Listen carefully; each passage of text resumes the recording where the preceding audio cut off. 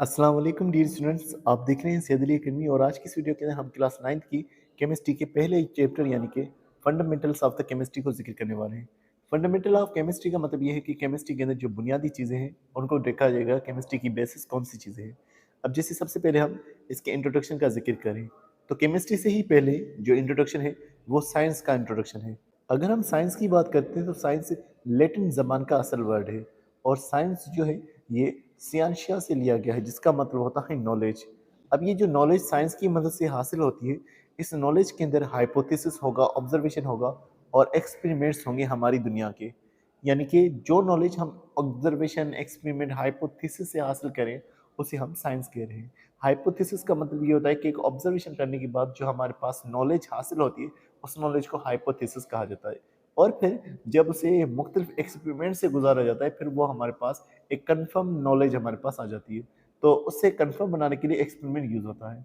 अब अगर हम बात करेंगे तो साइंस के अंदर जो केमिस्ट्री है, केमिस्ट्री का प्योरली ताल्लुक मैटर के साथ है। और मैटर वो चीज़ होती है जिसके पास मास और जिसके पास स्पेस होती है। मतलब कि कोई भी चीज़ अगर हमारे पास मौजूद है, उसका कोई मास है और वो एक स्पेस, एक जगह को घेर रही है, एक जगह पर वो मौजूद है, तो हम उसे मैटर कहते हैं। लेकिन मैटर के अलावा कुछ और चीज़ें भी होती हैं जैसे कि एनर्जी है। तो एनर्जी के साथ केमिस्ट्री का ताल्लुक नहीं होता, केमिस्ट्री का सिर्फ़ और सिर्फ़ ताल्लुक जो है वो मैटर के साथ होता है। अब कौन-कौन सी चीज़ें इसके अंदर आ जाती हैं? जैसे कि सबसे पहले लिखा हुआ है कि हमारी टेबल पर जो टेबल साल्ट मौजूद है, जो हम कुकिंग में यूज़ कर रहे हैं, उसके अलावा हमारे ब्रेन के अंदर जो इलेक्ट्रोकेमिकल सिग्नल्स जा रहे हैं, ये सारे जो हैं इसी केमिस्ट्री की वजह से होते हैं। तो ये सारी मुख्तलिफ केमिकल्स हैं और अगर हम बात करेंगे इन मुख्तलिफ केमिकल्स की, इलेक्ट्रोकेमिकल सिग्नल्स हो गए, टेबल साल्ट हो गया, तो इनकी कंपोजिशन डिफरेंट होती है, उनका स्ट्रक्चर, उनकी प्रॉपर्टीज़ जो है वो डिफरेंट होती है। तो मैटर के अंदर जब भी हम लोग मैटर को डिस्कस करेंगे, मैटर की प्रॉपर्टीज़ के मैटर किस तरह का होता है, मैटर की स्ट्रक्चर, मैटर का बनावट क्या है और मैटर जो है कौन-सी चीज़ों से मिलकर बना है। तो मज़ीद मैटर के बारे में लिखा हुआ है कि मैटर में चेंजेस आते रहते हैं कंटिन्यूअसली और इसकी एक मिसाल यहाँ पर रस्टिंग ऑफ आयरन लिखी हुई है कि अगर हमारे पास आयरन मौजूद है तो उसके ऊपर ज़ंग आ जाता है। तो ये आयरन का ऑक्सीजन के साथ रिएक्शन हो रहा है। उसके अलावा हमारे पास एवापोरेशन ऑफ स्पिरिट होती है, यानी कि कोई हमारे पास लिक्विड है तो वो बिल्कुल ही एवापोरेट हो जाता है, कॉइल जो है वो बर्न हो जाते हैं। तो ये कुछ चेंजेस हैं जो केमिस्ट्री के अंदर होते हैं।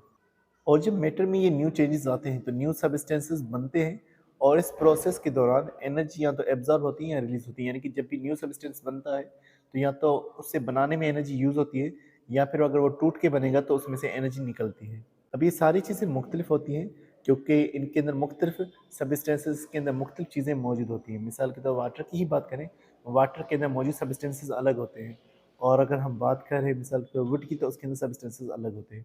यानी कि इससे ये ज़ाहिर हो रहा है कि इनकी कंपोज़िशन, इनकी प्रॉपर्टीज़, इनका मैटर का स्ट्रक्चर, ये सारी चीज़ें अलग-अलग होती है। अब केमिस्ट्री क्यों यूज़ होती है? ताकि हमें पता चल सके कि चीज़ें जो वजूद रख रही हैं वो किस तरह से हैं, उनकी डिस्क्रिप्शन यानी उनके बारे में हम बयान कर सकें। हमारे पास जो मटेरियल मौजूद है हम उसको इन्वेस्टिगेट कर सकें और उसके अलावा हम लोग ऐसी थ्योरीज़ को पेश करें जो हमारी समझ को बढ़ा दें और हमारी ऐसी थ्योरीज़ जो हैं वो पार्टिकल्स से शुरू हो सकती है, यानी हम एक छोटे से ज़रे को भी समझ सकते हैं या मुख्तलिफ गैलेक्सीज़ को भी समझ सकते हैं। तो ये सारी थ्योरीज़ इन्हीं मैटर की बेस पर होती है क्योंकि हमारा यूनिवर्स जो है सारे मैटर का बना हुआ है। तो डियर स्टूडेंट्स, ये हमारे पास एक छोटा-सा इंट्रोडक्शन था। इंशाल्लाह नेक्स्ट वीडियो के अंदर हम इसकी मज़ीद टॉपिक्स को भी कवर करेंगे। तो मिलते हैं नेक्स्ट वीडियो में, तब तक आप बहुत सारा ख्याल रखिएगा। अस्सलाम वालेकुम।